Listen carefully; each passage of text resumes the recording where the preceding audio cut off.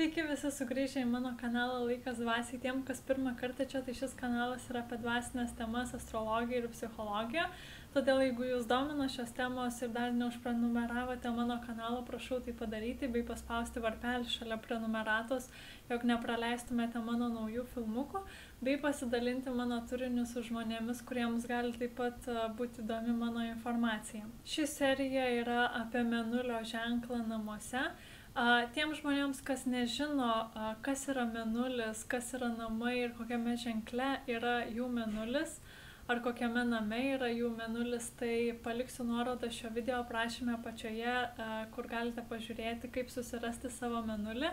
Tai užtruks vos porą minučių, o sužinosite daugybę naudingos informacijos iš mano įvairiausių video, ne tik apie mėnulį, bet ir apie kitus ženklus. Todėl nepatingėkite sustabdyti šį video filmuką bei nueiti ir pažiūrėti, koks jūsų mėnulio ženklas ar kokiame name yra jūsų mėnulis. Taip pat noriu priminti, jog visą gruodžio mėnesį yra akcija mano astrologiniam paslaugom bei analizėm, kadangi artėja šventės, artėja Kalėdos, naujieji metai, tai jeigu norite padovanoti savo ar kitam žmogui analizę, būtinai susisiekite su manimi per Facebook asmeninę žinutę. Šiandien kalbame apie mėnulį trečiame name, tai šie žmonės yra smalsūs, taip pat mėgsta bendrauti bei yra dažnai gabesni kalboms nei kiti žmonės. Linkę matyti savo emocijas per loginę prizmę vietoj to, kad jas iš tikrųjų jaustų ar tvarkytųsi su jomis, arba kitas variantas, kad jų bendravimo stilius gali būti emocionalus. Dažnai linkę keisti savo nuomonę, idėjas, dažnai yra linkę įsileisti kitų nuomonės, idėjas ir paskui jas pateikti kaip savo, tačiau dažnai tai daro ne iš piktos valios,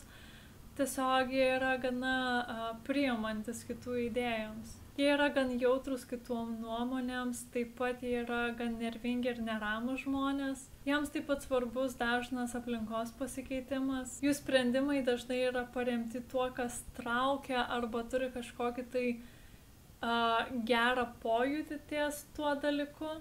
Net tada, kai mano, jog yra racionalūs, jų jausmai, nusistatymai ir intuicija daro didelę įtaką jų mintims. Paprastai kalbėjimas apie jausmus jam nesudaro kažkokių tai nepatogumų ir gana mielai dalinasi savo patirtimi su kitais žmonėmis. Paprastai turi geras psichologinės įžvalgas, taip pat turi imlų protą ir gali absorbuoti gana didelius kiekius informacijos. Taip pat dažnai moka gana gerai imituoti kitus žmonės. Dažnai šių žmonių gyvenime pasitaiko daugiau tokių net išvykų, kad ir jos būtų netolimos, lyginant su kitais žmonėmis. Tai tos išvykos gali būti, kad ir į kitą miestelį arba į kitą kaimelį, tačiau jie tokie galbūt daugiau judėjimo yra paprastai jų gyvenime. Jų brolis ar sesuo dažnai yra gan jautrus žmogus, dažnai mėgsta mokytis kažko naujo, skaityti ar kitais būdais plėsti savo akiratį. Dažnai turi taip pat artimesnį ryšį su kaimynais negu įprastiniai žmonės. Taip pat jie mėgsta bendruomeniškus susibūrimus prie maisto, tai pavyzdžiui šašlikai, tarkim, su kaimynais ar su draugais. Bei taip pat jie turi stiprų ryšį su savo broliais ar seserimis.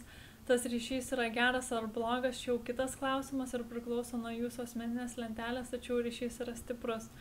Taigi, jeigu norite užsisakyti kažką tai tokio kaip asmeninė analizė, gruodžio mėnuo yra nuolaidų mėnuo mano analizėms, tai būtinai tai padarykite. Tikiuosi patiko mano filmukas.